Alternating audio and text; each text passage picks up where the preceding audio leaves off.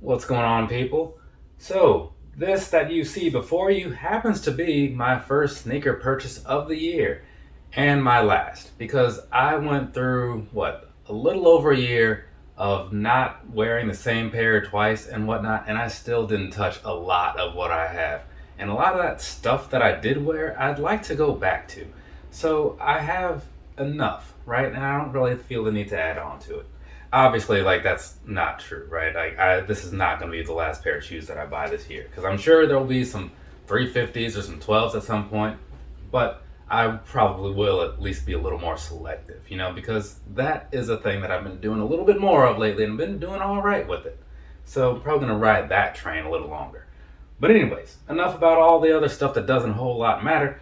We're going to talk about these right here, right? So first off, on the side of the box, there's some stuff over there. I'll put a picture up there so you can see whatever that stuff is, and then we'll move on. So here's the thing, right?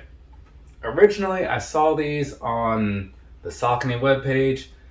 They were under retail on there, further under retail on there than other sites anyways, but they didn't have my size. So I was like, well, I'll try this 9 and I'll see what happens. And then I saw them in stock with the size I needed on another site, on Sneakers and Stuff, which they're probably still there. And they had them marked down a little bit too, not as far, but I figured this will work out all right. And actually, it's that pair, the 9.5 pair that arrived. This order was like 12 days ago at this point because it's January 12th now, and yeah, they still haven't even shipped. So I don't even know if they're going to ship those or not. So that's weird. But either way, so now I've got these. I'm going to go ahead, do the whole review thing and all that good stuff as soon as I get my throat kind of settled, because I don't know, maybe I've got some kind of cold or something. I just came back from out of town or whatever, went down to Charlotte to see the AEW Battle of the Belts, and it's one of those things. You run the risk of getting a little sick when you go being around a bunch of random people. But enough of the other stuff, right? So, this right here, the Saucony Shadow 6000 in the Megabyte colorway. That's what we're here to talk about, so we're going to go ahead and talk about it. We're going to start with the bottom. Down there across the bottom, right? So, nothing too crazy happening down there, as far as looks or whatever. It's just like a very dull sort of color, but that's fine because it's the theme of the shoe, right? So, we're just going to move on from that because why not? Moving on up here to this midsole and all that good stuff. Now, the midsole, again, nothing too fancy, but that's just because of the way the colorway is, right? Now, what I will say from what I saw, this is like an EVA midsole, which is supposed to give it a lot of extra shock absorption and all that good stuff. And given that these are technically a running shoe from 30 years ago or something, that kind of makes sense, right? Because if you're running, you want something to absorb that shock, not your knees and stuff, because that's not okay. If you ever run in bad shoes on concrete or something, that shock, it's got to go somewhere, right? You'd rather it be down here. So, there's that. Now, looking at the overall upper and stuff, right? What you're seeing is a very plain sort of look as far as colors and stuff go. Not something flashy like a lot of the stuff that I like, but it kind of works for what it is. So, to give you the quick little backstory and whatnot, this, like I was saying, it's the Megabyte colorway, so it's kind of a colorway to match up with, computer-related things of many years ago. So that's why all these plain, bland colors are here, right? So there we go, and I'll get more into that as the review goes on or whatever, so, watch the whole video, I guess. But either way, here's the thing. We're going to start down here around the toe box area. Looking at this, you got some nice suede going on, so I do like that. Feels really good. I'm not saying it competes with anything of those higher price points like the New Balances or even some of the more slightly premium Asics or whatever, like the Gel Light 3s, but for what it is, for the price you pay, it's pretty good. So I'll give them that. On top of here, looking at this toe box, right, you've got the normal mesh style thing that you have on a lot of shoes of this nature, right? So whether it be like an Air Max 90 or something like that, it's going to be that same sort of feel going on up here. So I do like it. And then moving back just a little bit over to the midsection, you see a lot of what you saw on the front just kind of laid out a little differently, right? So you got more of that sort of light beige suede and you got more of that mesh stuff going on. And then in the middle area, you do have a sort of a brownish color for this Saucony logo. I think it's called like a river logo or something like that. And I just noticed there's like a little stitched S in there. Never saw that before. Then again, this is also my first pair of these, so there's probably a lot of stuff I haven't seen before. And then in the middle, you got this here, these 3 dots, and those are 3M in case you're curious. So that's pretty cool. Moving back just a little bit further here, you've got a couple different layers of that suede going on, right? You can kind of tell if you look at it long enough. And so that's pretty nice. It's the same material as you saw on the front, right?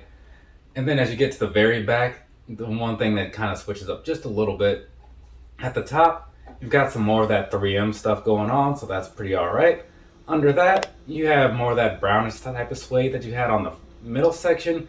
And then under that, you have the Saucony going on with the blue text. So that is not 3M. I checked earlier and was disappointed.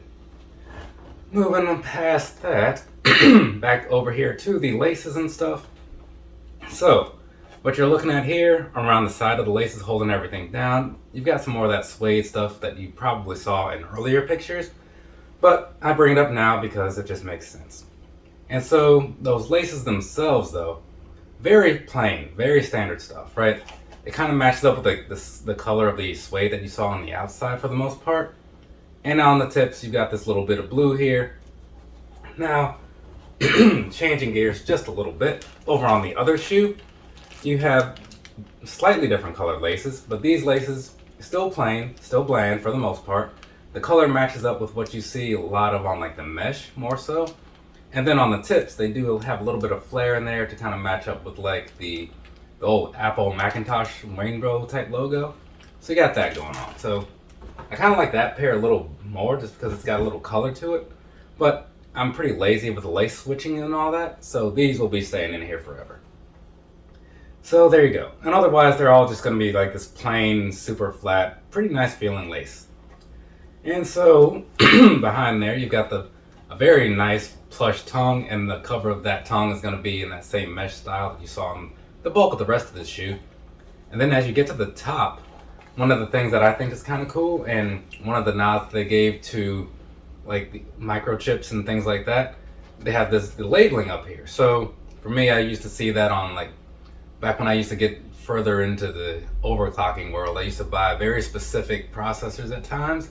So you'd have to look at like the different steppings and see like what year, what month was it made, and all this good stuff. You look at like the model numbers and serial numbers, and it would give you an idea of what you could expect out of it, or at the very least, just to label it.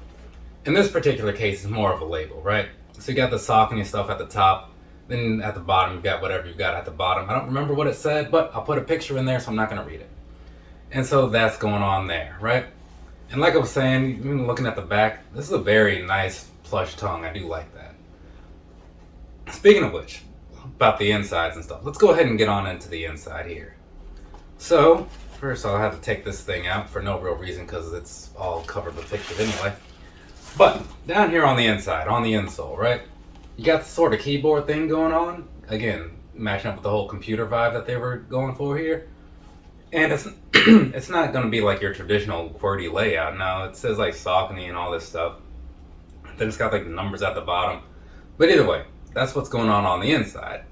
And then as you look towards the back, you know, it's not super plush on the back end like on some shoes. But again, it's an older model, so it worked for when they made them, I'm assuming.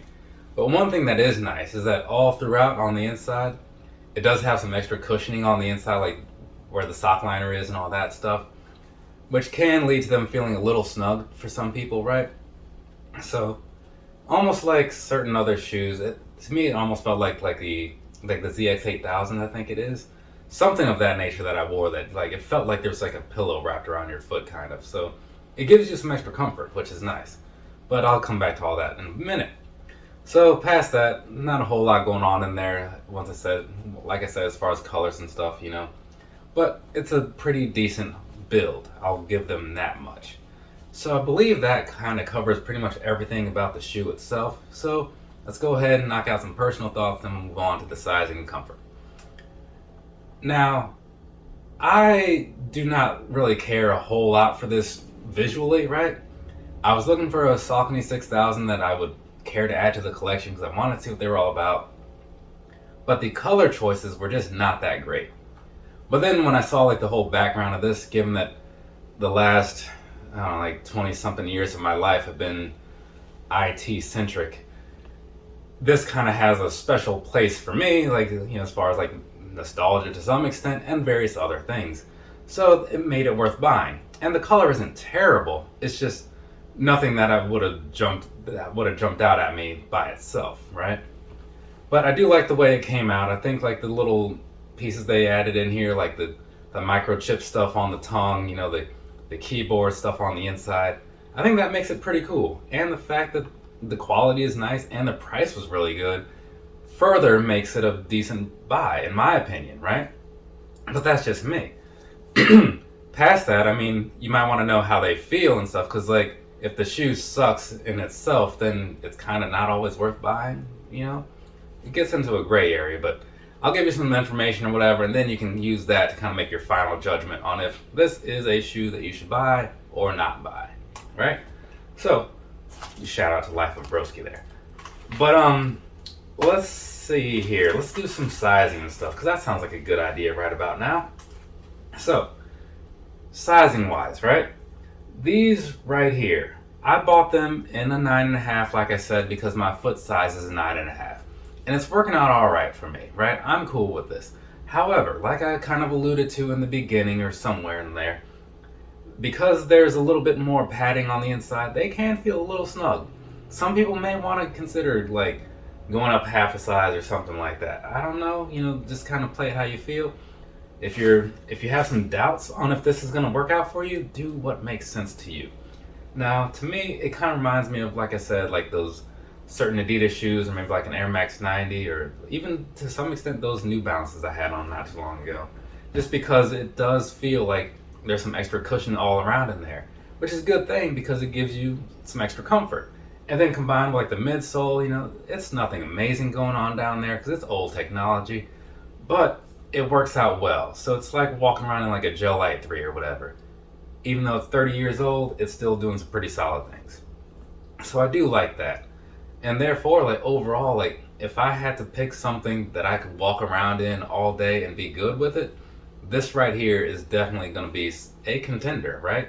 And with like the mesh, you even have a little bit of breathability in there for those warmer days and all that good stuff. So yeah, that's pretty solid all around.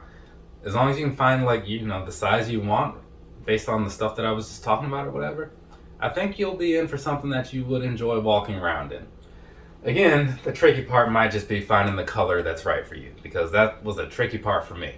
And I still haven't quite found it, but sooner or later. And there we go. So that's about enough out of me talking about like all the sizing and all that good stuff. I feel like I covered enough, so I'm just going to wrap things up. From me to you, have a nice rest of your day or rest of your night, whatever it is, wherever you are. I'll be back at some point with other content related to shoes, I assume. I still got to do some like, what is that, some Yeezy video and some Jordan video. I just kind of haven't really felt like doing it because like neither of those colorways are like all that great, so I just kind of don't feel like talking about them. But sooner or later, it will happen. But for now, like I said, enough out of me, so later people.